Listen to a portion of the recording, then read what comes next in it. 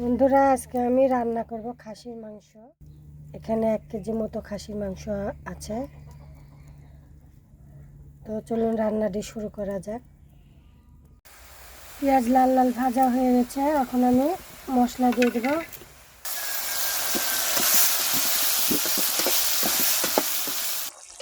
মশলাটি আবারও ভালো করে নেড়ে দিলাম। ভালো করে নেড়ে নেড়ে কষিয়ে নিতে হবে।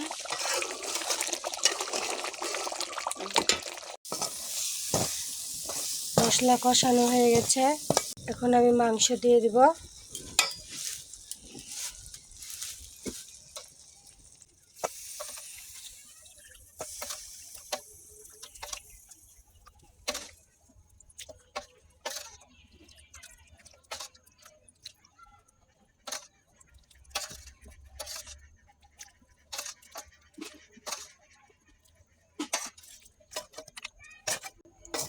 সম্পূর্ণ মাংস দেওয়া হয়ে গেছে, এখন ভালো করে আমি নেড়ে দেব।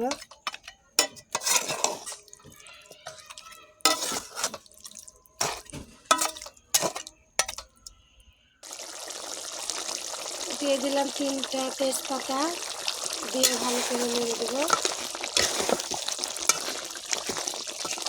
ভালো করে নেড়ে নেড়ে কষিয়ে নেব। মাংসের মধ্যে আলু কেটে দিয়ে দিলাম, বড় বড় সাইজ করে কেটে আমি দিয়ে দিয়েছি। 3-4টা মতো আলু দিয়েছি, এখন আমি ভালো করে নেড়ে দেবো। ভালো করে নেড়ে নেড়ে কষিয়ে নিতে হবে মাংসতে তেল না ওঠা পর্যন্ত। মাংস আমি আবারও ভালো করে নেড়ে দেবো, নেড়ে নেড়ে কষিয়ে নেব।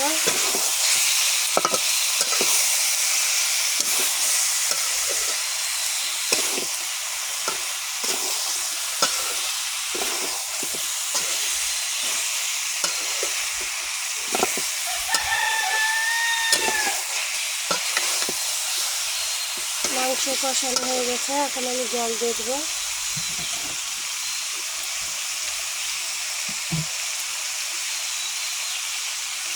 দেখুন বন্ধুরা, মাংস থেকে তেল ছুটে গেছে।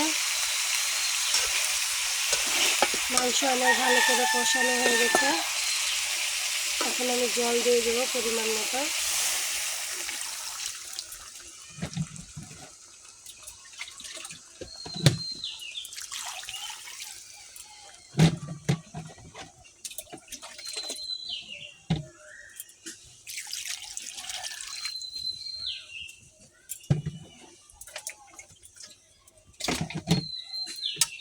আপনারা যে যতটুকু তরকারিতে ঝোল খাবেন সেভাবে আপনারা পরিমাণ মতো জল দিয়ে দেবেন।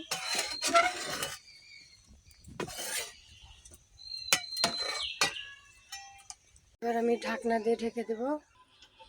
বন্ধুরা, মাংস আমার রান্না হয়ে গেছে, এখন আমি মাংস নামিয়ে দেব। দেখুন বন্ধুরা, খাসির মাংসের কালারটি কত সুন্দর হয়েছে, খেতেও অসাধারণ লাগবে। এভাবে আপনারা রান্না করে খাবেন, দেখবেন খেতে অনেক ভালো লাগবে। তো নিত্য নতুন রেসিপি পেতে চ্যানেলটি সাবস্ক্রাইব করুন, পাশে থাকা বেল আইকনটি ক্লিক করে দেবেন।